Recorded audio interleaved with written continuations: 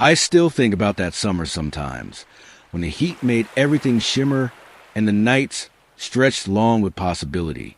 It was the kind of season where you make decisions that change everything, though you don't realize it at the time.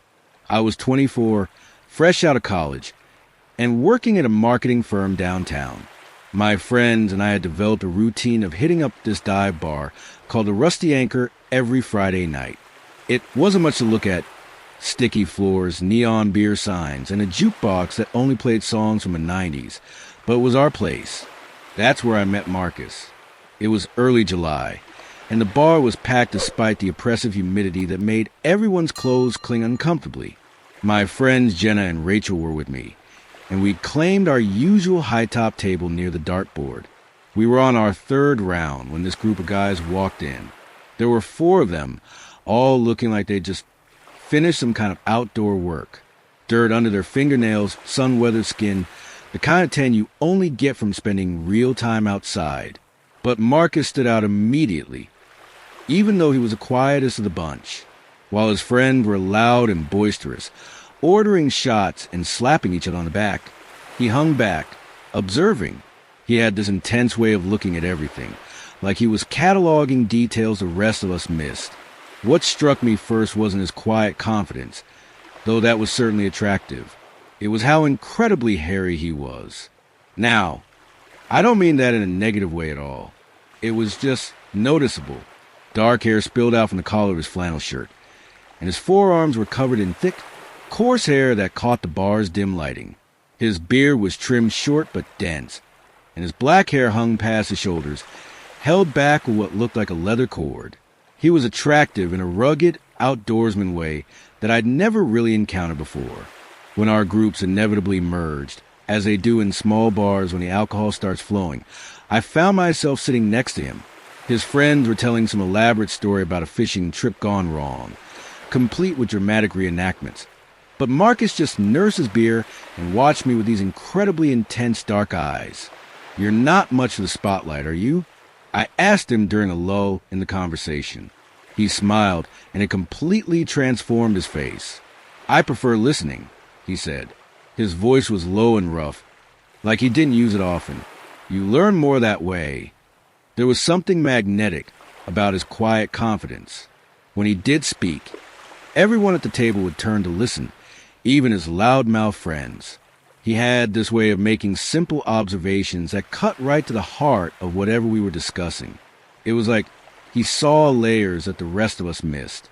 As the night wore on, I found myself completely captivated. He told me he worked construction, mostly outdoor projects, and that he lived out in the county. When I pressed for details, he got vague in a way that seemed almost deliberately mysterious. "It's pretty remote," he said, running his fingers through that long black hair. "I like being away from all this." He gestured around the bar, at the noise and the crowd, and the general chaos of social interaction. "Don't you get lonely?" I asked. He looked at me for a long moment, those dark eyes searching my face. "Not usually," he said finally, "but maybe I've just been around the wrong people." The way he said it made my stomach flip. I dated plenty of guys, but never anyone who could make me feel so seen with just a look. When he offered to drive me home at the end of the night, I didn't hesitate to say yes. His truck was an old Ford, probably from the 90s, with a rifle rack in the back window and mud caked on the wheel wells. The cab smelled like pine and something earthy I couldn't identify. As we drove through town, he kept one hand on the steering wheel and let the other rest on the center console, close enough to my leg that I could feel the warmth radiating from his skin. "This is me," I said when we reached my apartment complex. But instead of stopping, he pulled into a parking space and turned off the engine. "Can I see you again?" he asked, turning to face me in the darkness of the cab.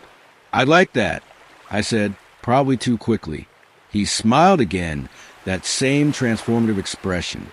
"Tomorrow, I could show you where I live, if you're interested in seeing the county." I should have been more cautious. I barely knew this guy, and he was essentially inviting me to a second location in the middle of nowhere. But there was something about him, that made me want to throw my usual caution to the wind. "Okay," I said, "but I'm driving myself, just in case you turn out to be a serial killer." He laughed, a low, rumbling sound.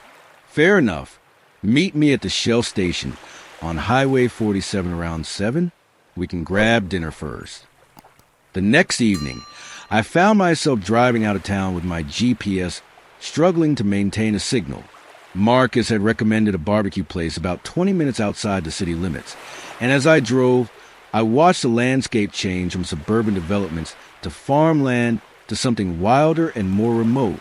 The restaurant turned out to be a tiny place called Big Jim's, the kind of hole-in-the-wall establishment that looked like it hadn't been updated since the 1970s. Marcus was already there when I arrived, sitting in a corner booth and reading what looked like a field guide to local wildlife. "Research?"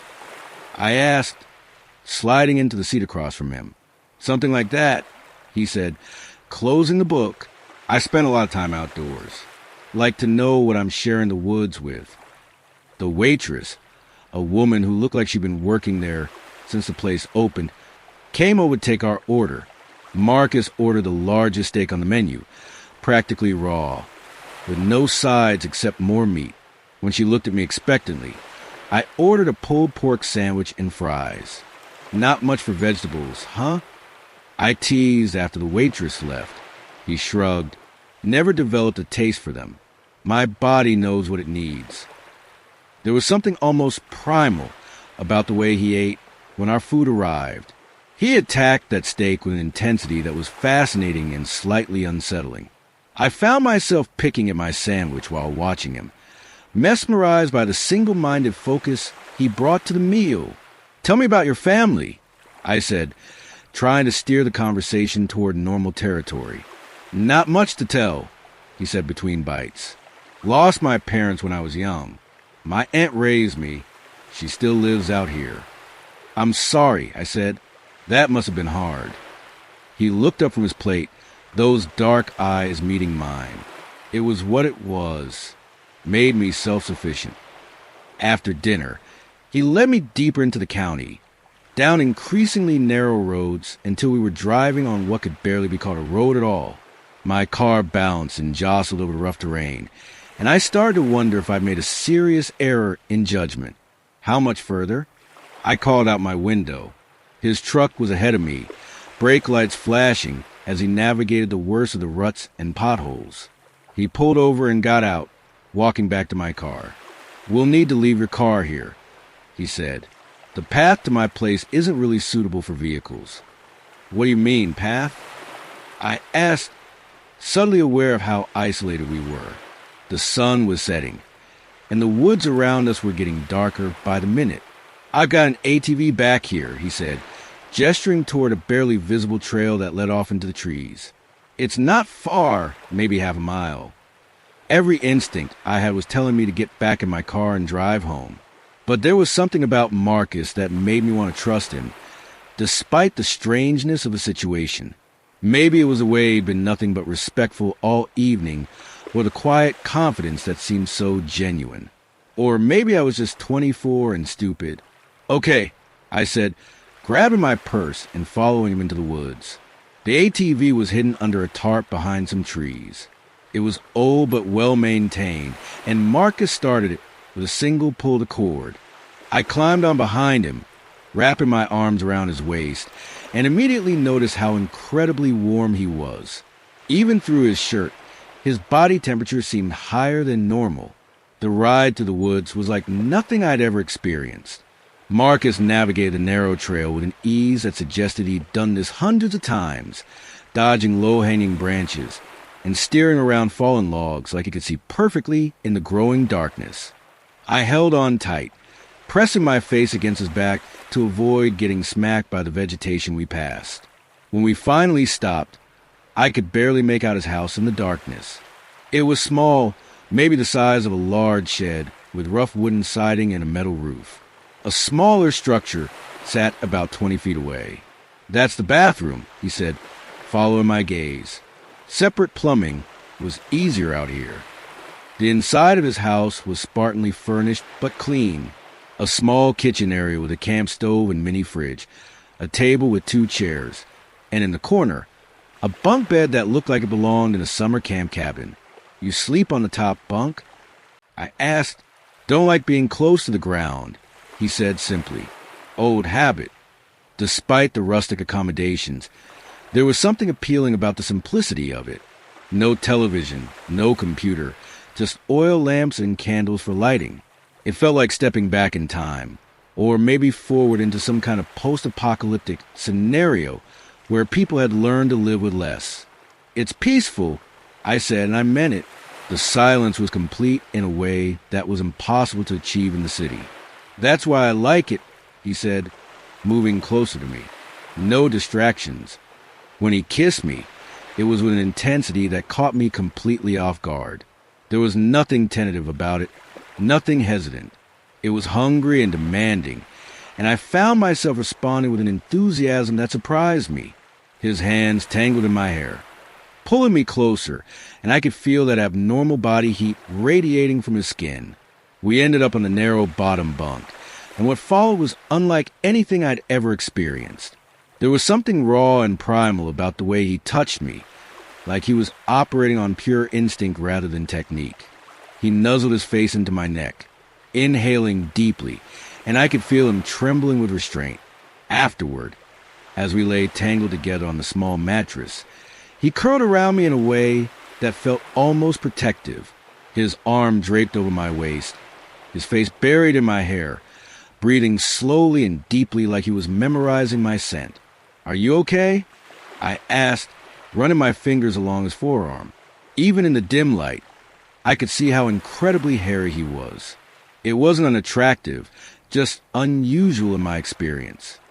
Better than okay, he murmured against my hair. It's been a long time since I felt this settled. I wasn't sure what he meant by that, but the way he held me made me feel safe despite being miles from civilization with someone I barely knew. There was something about Marcus that felt solid and dependable, even if I couldn't quite put my finger on what made him different from other men I dated.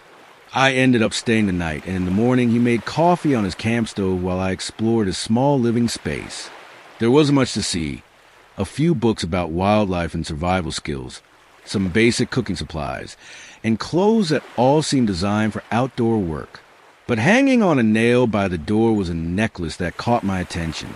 It was a pendant made of what looked like carved bone or antler, shaped into a 7-pointed star with symbols etched around the edges. The craftsmanship was beautiful but strange, unlike anything I'd seen in stores. "What's this?" I asked, holding it up. Marcus looked over from where he was tending the coffee. "Family heirloom," he said. "My aunt made it for me when I was younger. It's beautiful. What do the symbols mean?" He paused for a moment, as if deciding how much to tell me. "Protection," he said finally. "Old family tradition." The pendant felt warm in my hands, and there was something about the weight of it that seemed significant. I hung it back on its nail and didn't press for more details, though I was curious about what kind of family traditions involved carved bone jewelry. Over the following weeks, Marcus and I fell into a routine. I'd drive out to meet him on weekends, and sometimes he'd come into town to see me during the week. He never stayed at my apartment, though. Said he didn't sleep well away from his place. I started to notice things about him that were unusual. His diet, for one thing. I never saw him eat anything that wasn't meat. When I cooked for him, he'd politely accept whatever vegetables I served, but never actually eat them. He'd push them around on his plate until I wasn't looking, then dispose of them somehow.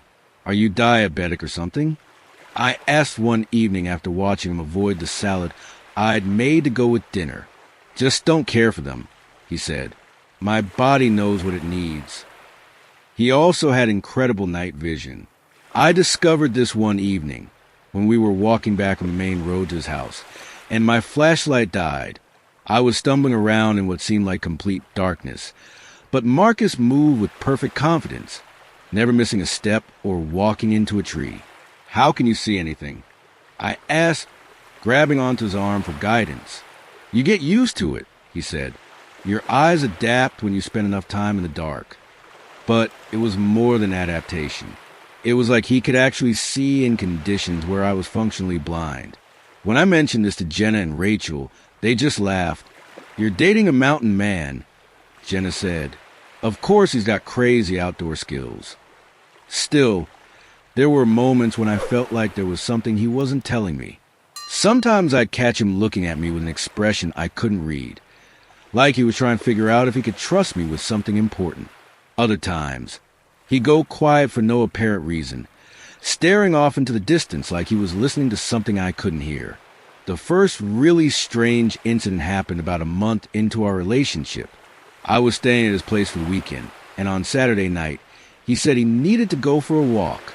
"It's almost midnight," I pointed out, "and it's pitch black out there." "I know," he said, pulling on his boots. "I like walking at night. Helps me think. Can I come with you?" He paused, one hand on the door handle. "It's not really a social walk. I need some time alone." There was something in his tone that made it clear this wasn't negotiable, but I didn't like the idea of being left alone in his little shack in the middle of nowhere. "How long will you be gone?" "An hour, maybe 2. You'll be fine here." After he left, I tried to settle in with one of his wildlife books, but I couldn't concentrate. The silence was too complete, and every small sound, the settling of the wooden walls, the rustle of leaves outside, seemed amplified. I kept checking the time on my phone, watching the minutes crawl by. When he'd been gone for almost 2 hours, I started to worry. What if he'd gotten hurt out there? What if he'd fallen into a ravine or been attacked by a wild animal? I knew there were bears and coyotes in these woods, and possibly other dangerous wildlife. Against my better judgment, I decided to go look for him. I grabbed a heavy-duty flashlight from his kitchen and headed out into the night.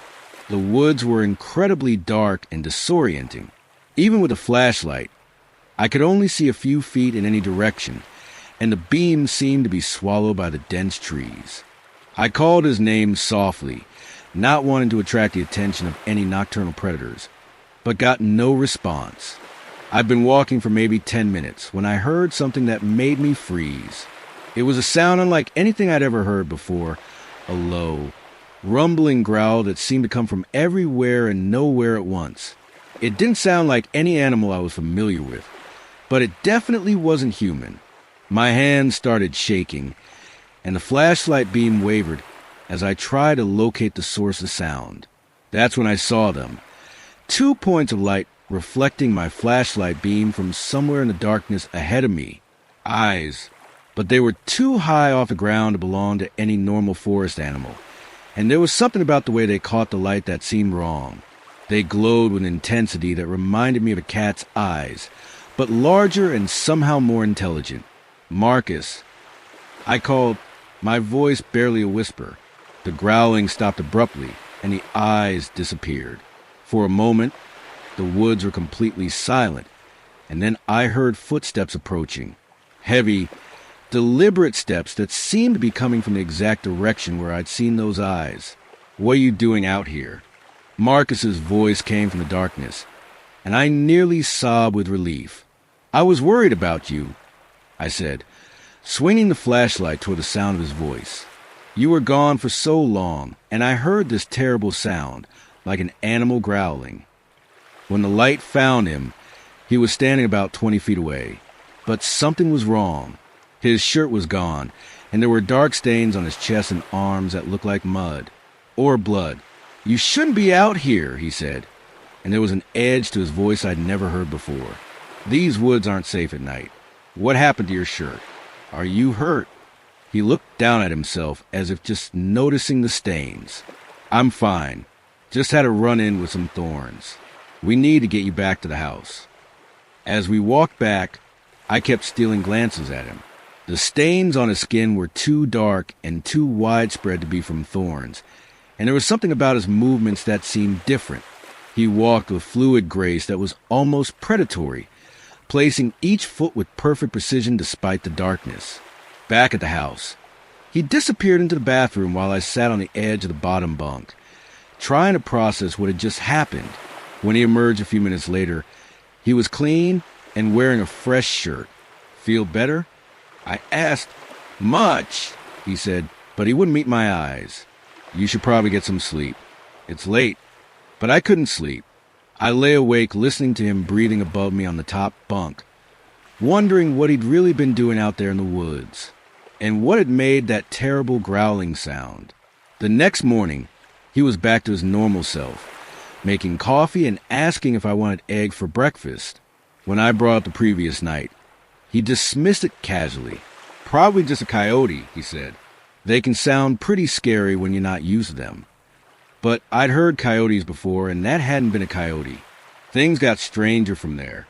A few weeks later, I was staying at his place again when I noticed something painted on the side of his house that I'd never seen before.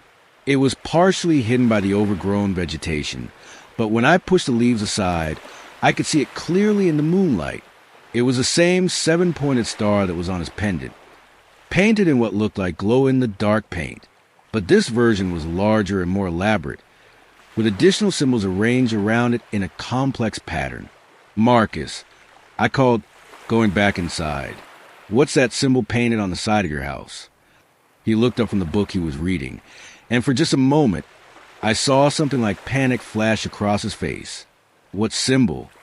The 7-pointed star. It looks like the same design as your necklace. Oh, that, he said, relaxing slightly. My cousin was here last month. He's into that artistic stuff. I told him he could paint whatever he wanted.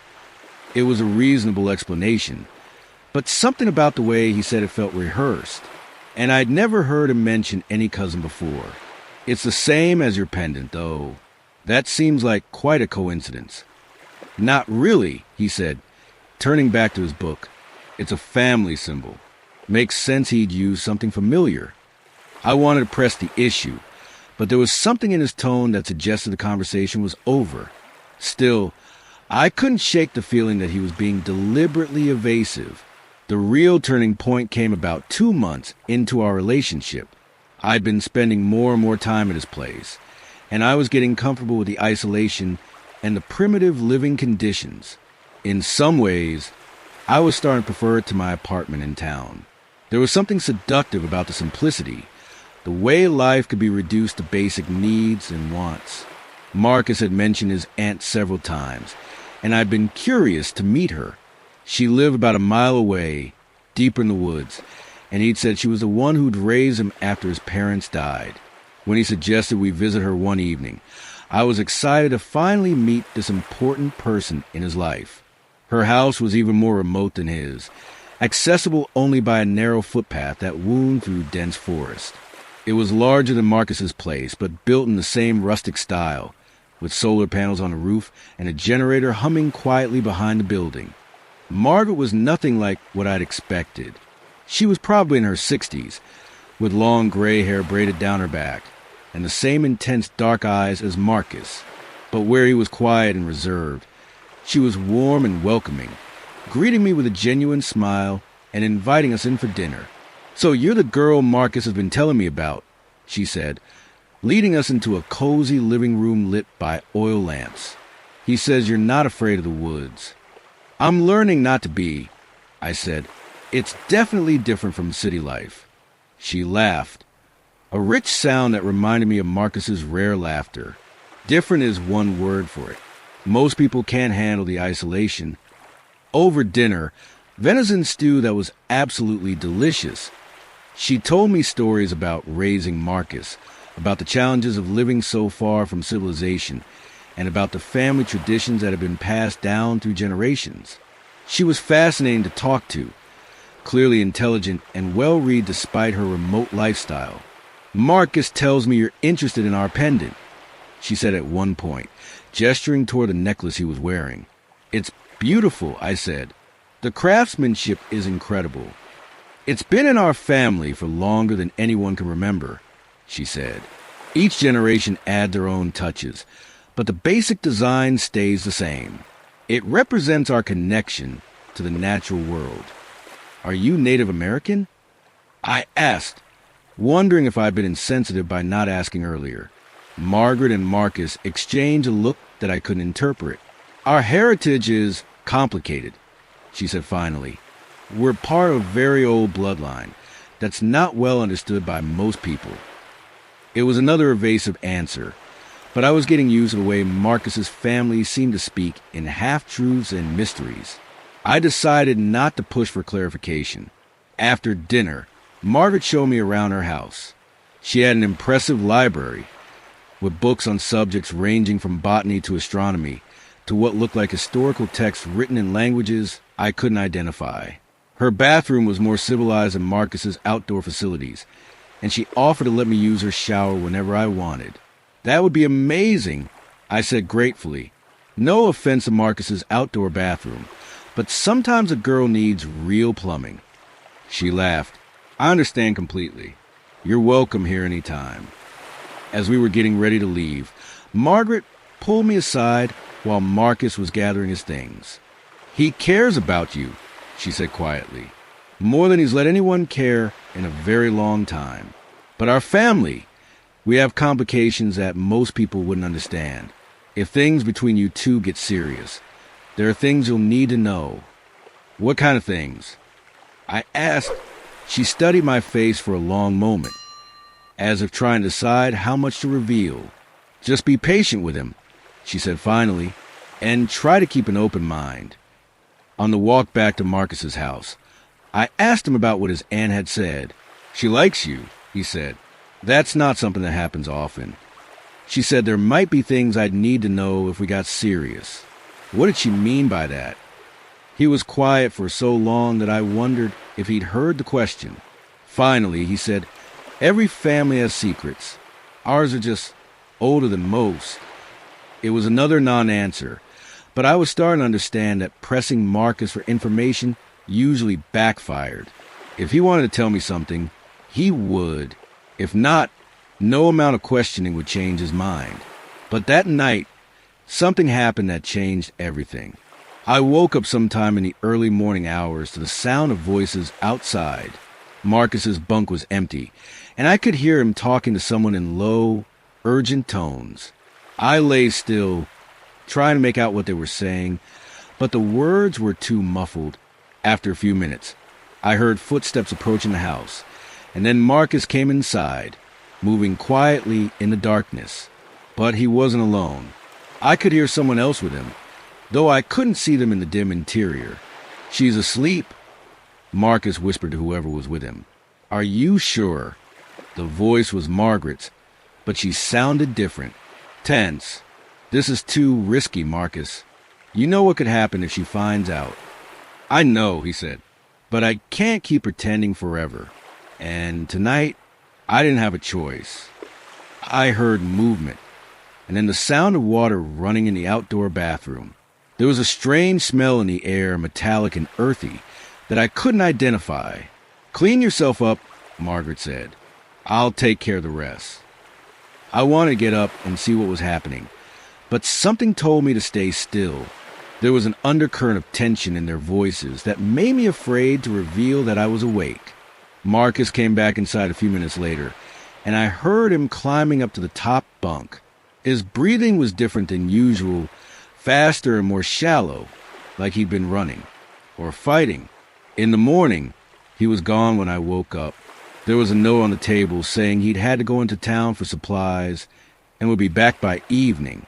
It was the first time he'd left me alone at his place for an extended period. I spent the day exploring the immediate area around his house, something I'd never done when he was there. The woods were beautiful in the daylight, full of wildlife and interesting plants. But I also found things that made me uncomfortable. There were bones scattered in a clearing about 100 yards from his house. Lots of bones from various animals, arranged in patterns that seemed too deliberate to be natural. Some of them looked fresh. I also found what appeared to be a trail leading deeper into the woods, marked by strange symbols carved into tree trunks.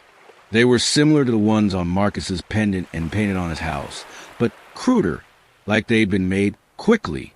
When he returned that evening, I asked him about what I'd found. The bones are just natural, he said. Predators drag their kills to safe places to eat.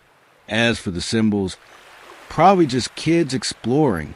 There's an old logging road that way. But I'd followed that trail for almost a mile, and it definitely wasn't heading toward any road. It went deeper into wilderness, toward areas that looked like they'd never been touched by human development. That night, I couldn't sleep. Every sound from outside seemed amplified, and I found myself listening for voices or footsteps. Around midnight, I heard Marcus get up and move around quietly in the darkness above me. "Where are you going?" I whispered. "Just need some air," he said. "Go back to sleep." But this time, I wasn't going to let him disappear into the woods without answers. After he'd been gone for about 10 minutes, I got up and followed him. The moon was nearly full, provided enough light to see the main trail, and I moved as quietly as I could. I could hear him ahead of me, moving through the underbrush with that same fluid grace I'd noticed before. But when I caught up to where I thought he should be, there was no one there. The trail continued deeper into the woods, but there were no footprints, no broken branches, no sign that anyone had passed that way recently. I was standing there, confused and increasingly frightened, when I heard that same terrible growling sound I'd heard weeks earlier. It was closer this time, and definitely not a coyote. It was something much larger, and it sounded angry. The growling was coming from directly ahead of me, from the darkest part of the trail. I turned on my phone's flashlight and swept the beam back and forth, looking for the source of the sound. That's when I saw them again, those glowing eyes, reflecting my light from the darkness. But this time, they were much closer, maybe 20 feet away, and they were definitely not at ground level. Whatever was making that sound was standing upright. My hands started shaking so badly that the flashlight beam was bouncing all over the place. The growling intensified, and I could hear something moving through the underbrush, coming toward me. I turned and ran. I crashed through the woods, branches tearing at my clothes and face, my phone's light bouncing wildly as I tried to find my way back to Marcus's house. Behind me, I could hear something following, moving to the trees with frightening speed and agility. When I finally burst out of the woods into the small clearing around his house, I was sobbing with terror and relief. I ran inside and slammed the door, then sat with my back against it, trying to catch my breath. That's when I noticed a smell. That same metallic, earthy scent I detected the night before, but stronger now. It was coming from outside, and it was getting closer. I heard footsteps on the wooden steps leading to the front door, and then a gentle knock. "Open the door," Marcus's voice said. "It's me."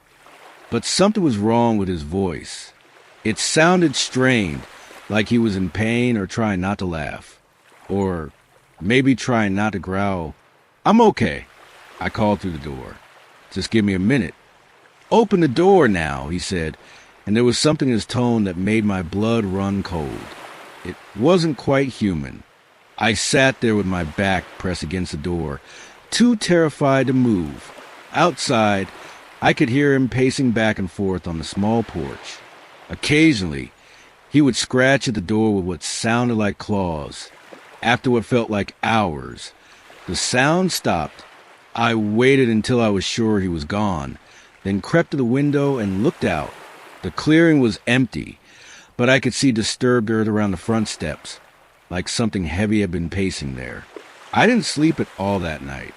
I sat in the corner farthest from the door and windows, clutching a kitchen knife and jumping at every sound.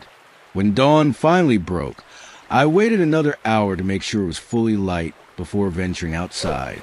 There were tracks in the dirt around the house, but they weren't human footprints. They were large, maybe twice the size of a normal human foot, with what looked like claw marks extending from each toe. They circled the house several times, then led off into the woods in the direction of Margaret's place. I gathered my things as quickly as I could and headed for my car. I didn't care about saying goodbye or explaining myself. I just needed to get out of there. But when I reached the main road where I'd left my car, Marcus was waiting for me. He was sitting on the hood of his truck, looking completely normal, except for the dark circles under his eyes. "Going somewhere?" he asked. I stopped about 20 feet away, still clutching my car keys. "I need to go home," I said. "Because of last night?" "What happened last night? Marcus? What were you doing out there?" He slid off his truck and took a step toward me. I took a step back. "You wouldn't believe me if I told you," he said. "Try me?" For a moment, I thought he might actually explain everything. His expression was more open than I'd ever seen it, like he was weighing the pros and cons of honesty. "Some things are better left unknown," he said finally, "for your own safety." "Is that a threat?" "It's a warning. There are things in these woods that most people aren't equipped to handle. Things that have been here longer than human civilization." I thought about the glowing eyes, the inhuman growling, the tracks around his house that definitely weren't made by any normal animal. "Are you one of those things?" I asked. He looked at me for a long moment, and I saw something like sadness in his eyes. "What do you think?" I thought about all the strange things I'd noticed over the past few months. His incredible night vision, his abnormally high body temperature, his meat-only diet, the way he moved through the woods with perfect confidence in complete darkness, the family pendant with its mysterious symbols, his aunt's cryptic warnings about family complications. "I think you're not entirely human," I said. He nodded slowly. "And how does that make you feel?" I considered the question seriously. I should have been terrified. Any rational person would have gotten in their car and driven as far away as possible. But looking at Marcus in the morning light, seeing the vulnerability in his expression, I realized that I wasn't afraid of him. I was afraid of what he might become, or what he might have to do because of whatever he was. But I wasn't afraid of the man I'd gotten to know. "I don't know," I said honestly. "Confused, concerned, but not afraid of you." Something in his face relaxed. "Most people will be running by now." "I'm not most people." "No," he agreed. "No," he agreed. "You're not." We stood there in the morning sunlight, looking at each other across 20 feet of gravel road, and I realized we were at a crossroads.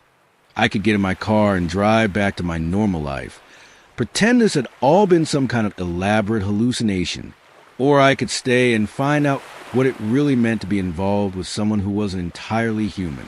"If I stay," I said, "I need to know the truth, all of it." He thought for a while, then shook his head. "No," he said, "I don't think you can handle it. Meeting you was nice, and the memory will always be in my heart. But this is the last time you will see me. Things has to be this way."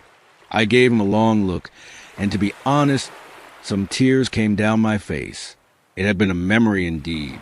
He helped me enter my car, waved me by, and that was the last time we met. He was right.